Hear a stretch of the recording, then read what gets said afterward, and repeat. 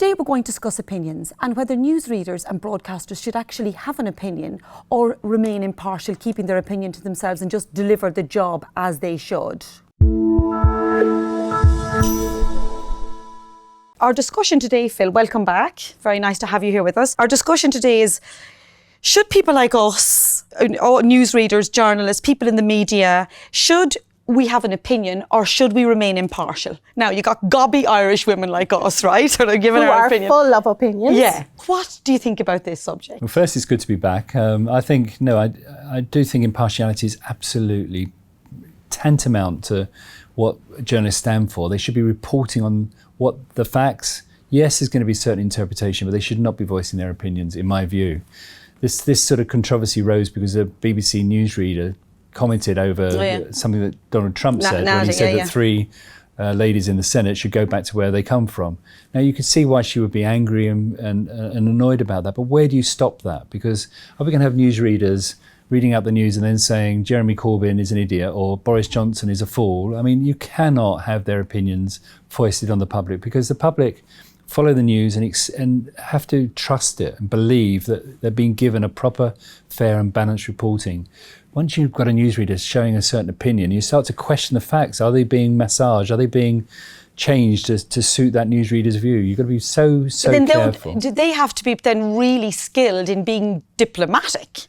Because if you're sitting in front of, say, Boris at the moment, or Donald Trump, or whoever's in the media at the moment, and you're, or the Front National, or whatever, and if you're sort of, say, middle right, or you're left, or whatever it is your party is, surely, would you think they come under pressure trying to carry out the interview when they have very strong political opinions themselves? How do you find that balance? I think that's a very good point. I think as long as you recognise it, I think Channel 4 News in the UK, for instance, is seen very much as stands on the left side of the political spectrum. BBC should be neutral.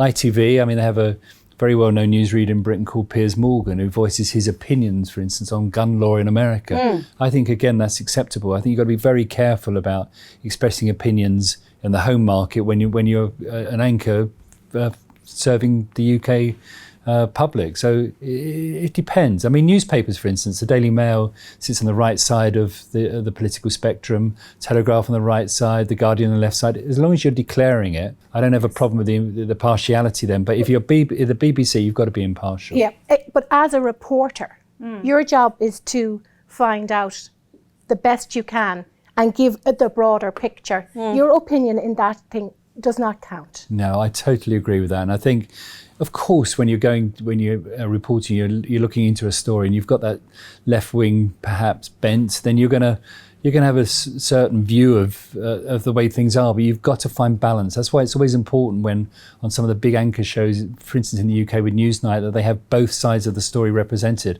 Always have one side, Labour, one side Conservative. You must have both sides represented. But as professionals, I think, in any of our games, in any part, you have to remain neutral and to get the best out of everything and everybody that you work with. Yes, but I think that's sort of, whilst I agree with you, also, what do you think about this? Do you think that sometimes the personality of the interviewer and the way they look, how they come across, how they dress, the way that their body language towards the person they're interviewing, and all of those things that make up a human being, don't you think that you can get, some nationalities can get away with a lot of things where others can't? I think that's absolutely true. I don't think it's about nationalities. There was a controversy recently in the British media when Emily Matis, who is a presenter on Newsnight, was very, very aggressive against a particular Conservative guest in the studio. And the body language and everything about her on that night was portraying a view that she had a different view to this particular guest, and she really went too far. And the BBC investigated it and found against her that actually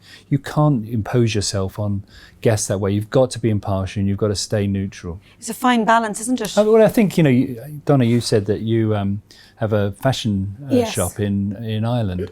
You could very easily thrust the most expensive labels on your customers, but soon they find out they don't trust you anymore. Absolutely. And I think that's the same in the media, and particularly with the BBC. If they start thrusting their opinions on people, people will switch off. They'll know they're being... It's like the dating industry.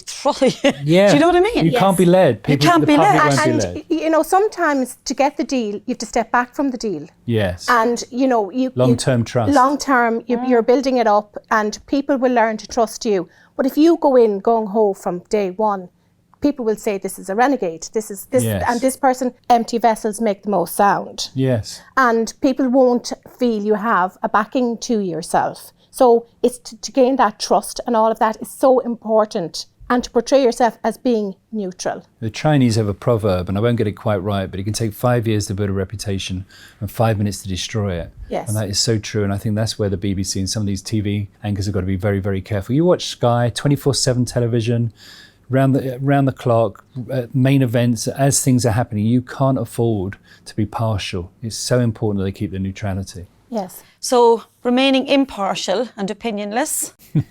I'm Mairead Malloy for Berkeley International.